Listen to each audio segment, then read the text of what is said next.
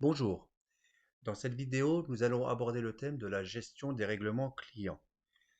Alors, Keops vous proposera deux méthodes de saisie, saisie individuelle, un règlement, une facture, saisie multiple, un règlement pour plusieurs factures. Mais avant d'effectuer vos règlements, on va d'abord voir ensemble comment paramétrer vos journaux de banque, car vous serez obligé d'associer votre règlement à un journal de banque. Et pour ceux qui ont le module de comptabilité, c'est important de pouvoir bien enregistrer vos comptes de regroupement associés à votre journal.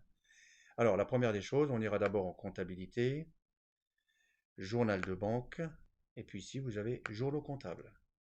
Voilà, c'est tout simplement ici que vous enregistrerez vos journaux comptables en lui indiquant que c'est un journal de banque. Alors, on mettra CA pour Crédit Agricole, par exemple. Là, vous mettez ce que vous voulez, bien évidemment. Alors, pour ceux qui ont le module de génération en comptabilité, je vous invite bien évidemment à rentrer le même code journal que celui que vous avez sur votre comptabilité. Sinon, au moment de l'importation, vous aurez une incohérence. Voilà, on enregistre son journal. Ça, c'est la première opération si vous ne l'avez pas faite dans le système.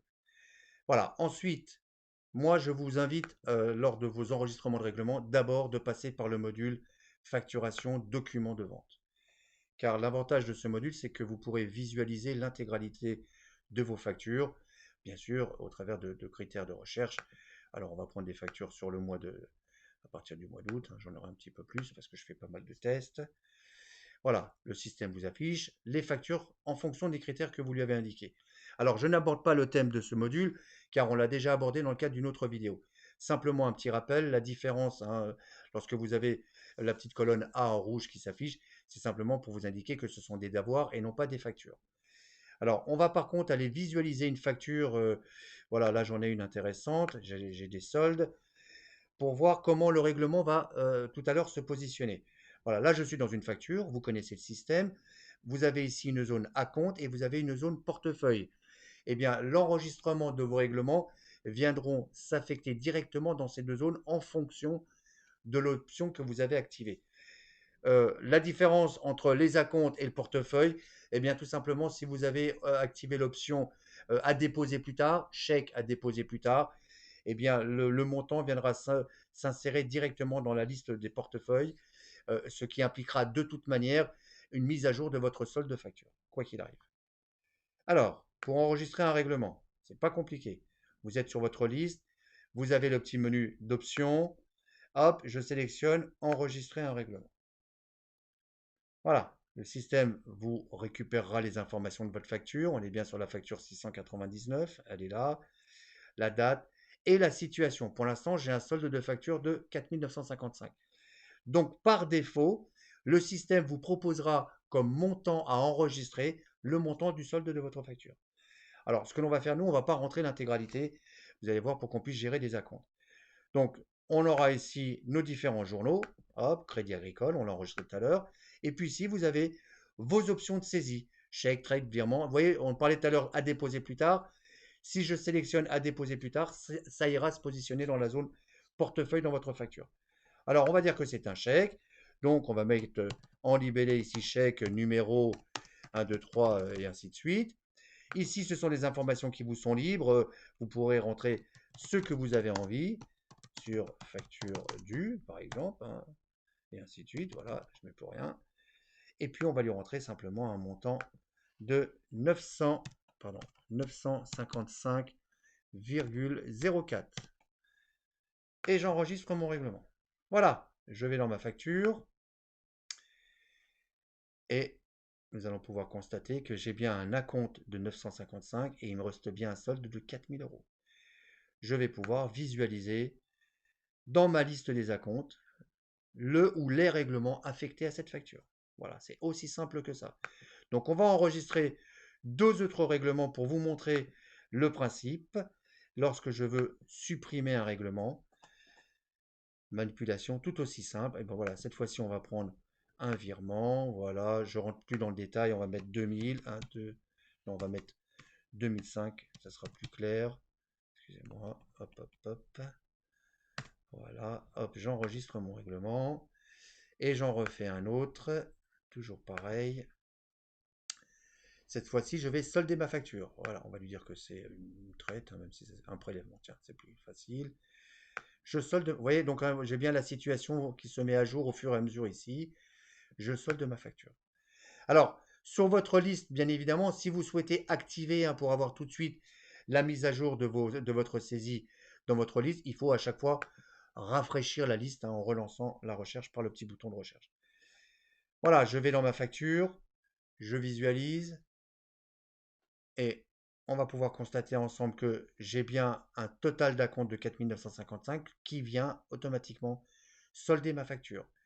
Je vais dans ma zone d'acompte et je paie. Je vais pouvoir comme ça lister l'intégralité des règlements enregistrés. Vous voyez, c'est vraiment pas compliqué. Alors, je peux très bien avoir eu par exemple un chèque, hein, 955 euros.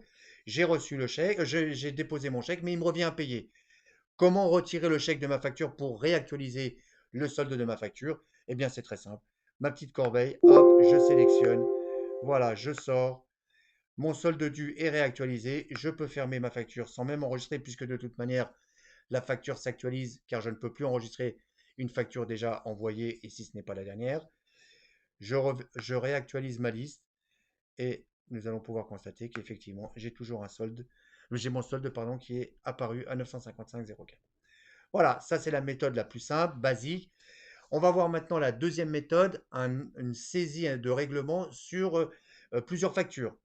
Voilà, donc là, cette fois-ci, on ira en comptabilité, journal de banque et règlement client. Alors, on retrouvera à l'identique ce que l'on vient de voir, hein. C'est la même chose, le journal, les journaux, pardon, vous voyez, on a hop, votre mode de règlement, tout ça on connaît, je ne reviens pas dessus. Voilà, hop, je vais saisir un règlement par chèque. Je vais mettre, pardon, je vais cette fois-ci changer ma banque. Et par contre, la différence, c'est que là, je vais lui dire que c'est un chèque pour, plusieurs factures. Donc, je vais activer la sélection multifacture. Je vais lui demander de rechercher, alors on va prendre Capasoft, hein, hop, toutes les factures non soldées pour la société Capasoft. Voilà, il me les affiche. Et donc, je vais lui dire, en gardant la touche contrôle appuyée, je vais lui sélectionner les factures que je souhaite associer à mon règlement. Regardez, je sélectionne la première, contrôle sans lâcher le bouton, et je viens de lui sélectionner trois factures pour un montant total de 7 029,60 euros. Ce qui implique que je dois avoir un chèque de 7 029,60 euros. Donc moi, ce que je vais faire, je ne vais pas mettre 60, je vais mettre 61 pour vous montrer ce qui va se passer. J'ai fait ma saisie, j'ai fait ma sélection, j'enregistre. Et là, le système, hop, il détecte une incohérence. Il me dit, attention, le montant que vous venez de me saisir n'est pas le solde des factures sélectionnées. Par contre, il ne vous interdit pas la saisie. Si vous validez l'information, il enregistrera de toute manière votre règlement. Donc là, je m'aperçois que j'ai fait une erreur, j'annule, je reviens, hop, je solde par le bon montant. Voilà, là, j'ai plus de message, les factures ont été enregistrées. On retrouvera dans la facture la même logique que celle que l'on a vue tout à l'heure, sauf que là, vous venez en une manipulation par un règlement de solder trois factures en même temps. Alors, on continue toujours dans notre journal de banque en comptabilité. Vous avez ici le journal des remises. C'est ici où vous viendrez rechercher éventuellement un chèque que vous avez enregistré et pour lequel vous ne savez plus où il a été attribué. Alors, je ne rentre pas dans le détail, hein, c'est vraiment très simple, très convivial. Vous avez ici des critères de recherche par date. Vous pouvez rechercher les informations encore une fois par vos journaux de banque. Et vous avez un module de recherche générale en lui donnant le nom du client ou le numéro de la pièce. Et le système vous affichera le règlement qu'il aura trouvé dans votre système. Vous voyez, c'est vraiment pas compliqué. Voilà, pour finir, un module très important que je souhaite vous montrer. Allez, je ferme tout ça. On va aller aussi bien en facturation que en comptabilité. Le module est dans les deux menus. C'est l'historique des ventes. Ici, vous voyez, je viens ici, facturation. Je vais retrouver également l'historique des ventes. Voilà, ce module est intéressant car il va nous permettre d'effectuer plusieurs opérations. La première, on va pouvoir visualiser en fonction des critères sélectionnés toujours, hein, je ne reviens pas dessus, on va pouvoir visualiser l'intégralité des factures et avoirs saisis regroupés par client. Regardez, on va lui demander de nous faire des recherches. Pardon, je vais un peu trop loin là, ça va être trop long. Voilà, on va faire à partir du mois de juillet. Oh là. Allez, hop, ça suffit. Voilà, on va lui demander de nous ressortir toutes les factures pour cette période. Et donc là, le système me ressort l'intégralité des factures comme dans le document de vente, sauf que là, j'ai un peu plus d'informations et surtout un positionnement différent. Regardez, là, j'ai un regroupement de l'ensemble des pièces, factures et avoirs, pour le client AB Conception. Voilà. Et bien évidemment, j'ai en quelque sorte la situation. Je vois, si j'ai par exemple j'ai eu du FTC, je vois la situation de ma facture, je vois son encours, est-ce que j'ai eu des acomptes, est-ce que j'ai eu un avoir sur une facture, est-ce que la facture est verrouillée, vous voyez, je vois toutes ces informations. Je peux bien évidemment consulter ma facture, toujours pareil, hein, c'est toujours la même logique, je ne reviens pas dessus. Voilà, très simple. Par contre, pour ceux qui ont le module de prélèvement CEPA, on pourrait très bien, alors je ne vais pas m'en parler aujourd'hui parce que ça fait partie d'une autre vidéo, mais on pourrait très bien générer le prélèvement CEPA directement, pièce par pièce, à partir de ce module. Mais je peux, si je le souhaite, également enregistrer mon règlement, vous voyez, toujours la même logique, enregistrer mon règlement à partir de ce module. Voilà, hop, je solde ma facture, je ne reviens pas sur le libellé, vous avez bien compris comment ça fonctionne. Je réactualise pour bien voir. Et je dois avoir ma facture 615 pour AB Conception. Je redescends un petit peu. Voilà, on les voit, elles sont là. AB 615. J'ai bien eu un acompte d'enregistrer. J'ai donc un solde de facture. Je retourne dans ma facture. Et puis, encore une fois, hop, on visualise notre acompte par le petit bouton pour la liste. Vous voyez, vraiment très très simple, très convivial au niveau des manipulations. Il n'y a vraiment rien de compliqué. Par contre, on va aller un petit peu plus loin dans ce module. Alors, je vais demander au système, je ne sais pas, je pense que je dois en avoir. Ah bon, voilà, je dois avoir des factures, voilà, Capasoft. Voilà, j'ai plein de factures, sauf que là, je vais lui dire, tiens, montre-moi uniquement les factures que j'ai en encours. Donc, les factures qui ne sont pas soldées. Vous voyez, là, il me sort uniquement les factures qui ne sont pas soldées. Eh bien, cette manipulation, vous pourriez très bien la faire pour l'ensemble de vos factures par rapport à vos critères. Je veux du 1er mai à aujourd'hui, au 30 septembre, l'intégralité des factures qui ne sont pas soldées. Donc, j'ai bien activé la fonction en cours.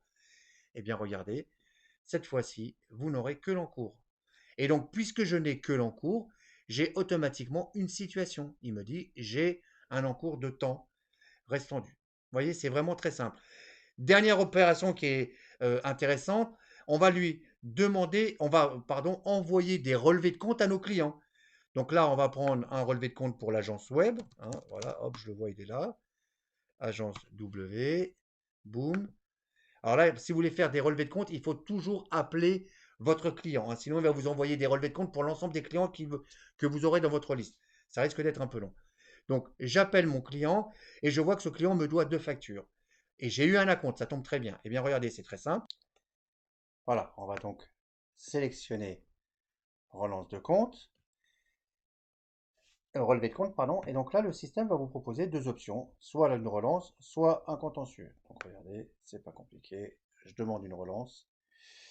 Donc là, on va avoir un document préformaté dans lequel on retrouvera les informations de votre client. C'est un relevé de compte et le détail pour chacune des factures avec la situation. J'ai bien une facture avec un acompte.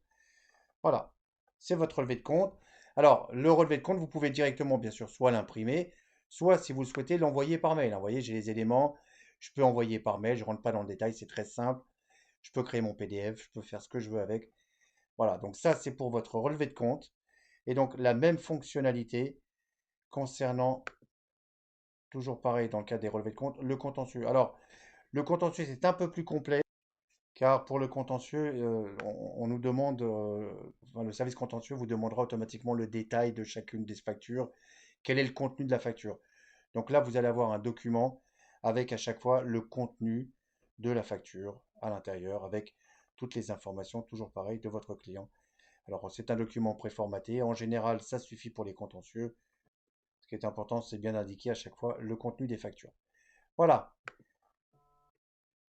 comme toujours, pour finir, donc comme toujours, le petit bouton d'exportation Excel qui vous permettrait d'envoyer les informations affichées vers un tableau Excel. Je vous rappelle que ces fonctions d'exportation ne sont autorisées que pour les personnes ayant le statut de direction. Voilà, pour finir, une petite information. Donc j'enlève ça, hop, je relance mon filtre. Et donc là, juste une petite information. Vous avez en début de colonne la petite flèche, vous voyez, le petit plus, le petit symbole plus. Eh bien, le petit symbole plus vous permettrait tout simplement de consulter le détail de votre facture sans avoir à ouvrir la facture. Voilà, c'est simplement l'intérêt de cette fonctionnalité. Voilà, c'est tout pour aujourd'hui. Merci.